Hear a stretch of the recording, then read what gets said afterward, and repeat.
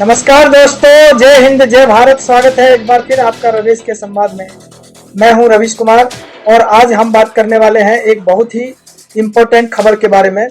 जब दुनिया की top financial watchdog FATF financial action task force ने इंडिया के एसेट रिकवरी सिस्टम की तारीफ की और हमारी एनफोर्समेंट डायरेक्टरेट को एक मॉडल एजेंसी कहा।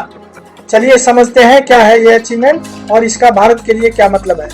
सबसे पहले ये समझना जरूरी है कि एसेट रिकवरी सिस्टम होता क्या है।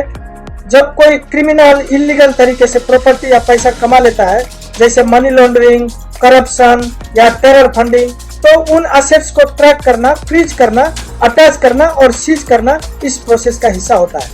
अब FATF ने अपनी latest global report asset recovery guidance and best practices में इंडिया के सिस्टम को बेस्ट एग्जांपल बताया है और खास तौर पर कहा गया है कि ईडी एनफोर्समेंट डायरेक्टरेट एक मॉडल एजेंसी है जिससे दूसरे देश सीख सकते हैं।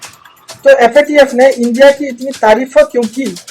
रिपोर्ट के मुताबिक इंडिया के पास स्ट्रॉन्ग कानून है, जैसे PMLA 2002 prevention of money laundering act और फ्यूजिटिव इकोनॉमिक ऑफेंडर्स एक्ट 2018, जिनके तहत इलीगल प्रॉपर्टीज को ट्रायल के दौरान भी सीज किया जा सकता है। FATF ने ईडी के वैल्यू बेस्ड कॉन्फिस्केशन मॉडल को बेस्ट प्रैक्टिस बताया।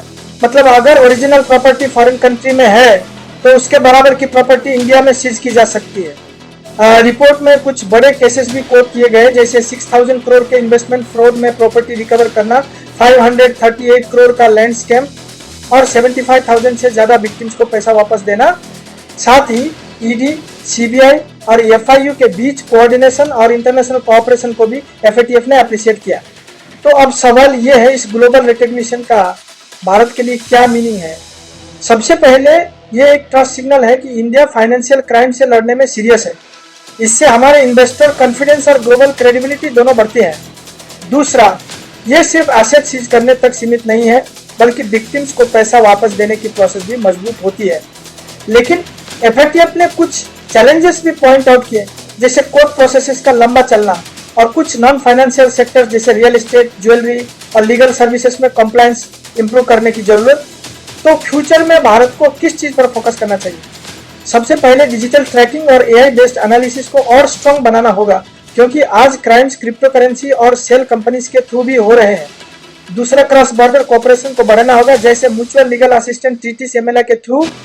और तीसरा, इंडिया को अपने मॉडल सिस्टम को ग्लोबली प्रमोट करना चाहिए ताकि दूसरे देश भी इससे सीख सके और FATF के ग्लोबल स्टैंडर्ड्स और मजबूत बने। ये एक अपॉर्चुनिटी है इंडिया के लिए अपने रिफॉर्म्स को वर्ल्ड लेवल पर शोकेस करने की। तो दोस्तों, आज हमने जाना कि FATF ने इंडिया के एसेट रिकवरी सिस्टम की क्यों तारीफ की और कैसे ईडी को एक मॉडल एजेंसी माना गया। ये सिर्फ एक अचीवमेंट नहीं, बल्कि इंडिया की फाइनेंशियल सिक्योरिटी और ग्लोबल रेपुटेशन का प्रूफ है। आपको क्या लगता है, क्या भारत इस सिस्टम को और पावरफुल बना सकता है? अपना ओपिनियन कमेंट बॉक्स में लिखिए। वीडियो पसंद आए तो लाइक जरूर करें, चैनल को सब्सक्राइब करें और शेयर करके और लोगों तक ये पॉजिटिव खबर पहुंचाइए। मैं हूं रवीश कुमार और आप देख रहे थे रवीश के संवाद, जहां हर खबर मिलती है सटीक जानकारी के साथ। धन्यवाद।